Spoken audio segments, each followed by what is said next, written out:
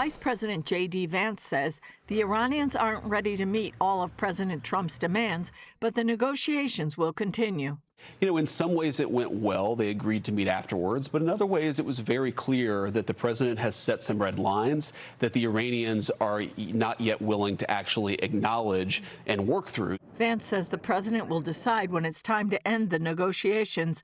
Trump wants Iran to give up its pursuit of nuclear weapons and stop enriching uranium. It's one of the most hostile and also one of the most irrational regimes in the world. You can't have people like that have the most dangerous weapon known to man. It would be awful for our security. It would be awful for the future of our children. Iranian Foreign Minister Abbas Araghchi said the two sides reached a deal on the guiding principles for an agreement, calling it a new window of opportunity that could lead to a sustainable solution. He also said Iran won't give up uranium enrichment, which he claims is for domestic energy and guaranteed by international agreements. This right is inherent, non-negotiable, and legally binding. Alex Trayman of Jewish News Syndicate says the Iranians are master negotiators.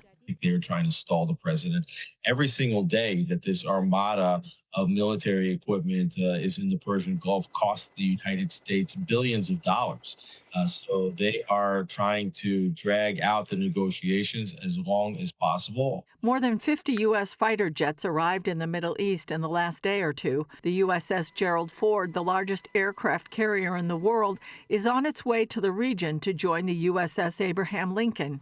Iran's supreme leader threatened to send a ship to the bottom of the sea. Iran also temporarily closed the Strait of Hormuz as it carried out naval live-fire exercises. Trayman says the move is not about military might, but signals how the regime could impact the world economy. About 20% of global oil goes through the Strait of Hormuz.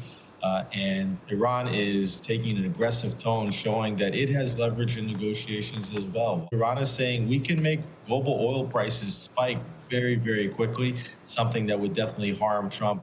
The Iranian news agency now reports that Iran and Russia will hold naval drills in the Gulf of Oman and the northern Indian Ocean tomorrow, potentially near the vicinity of the USS Abraham Lincoln. Julie Stahl, CBN News, Jerusalem.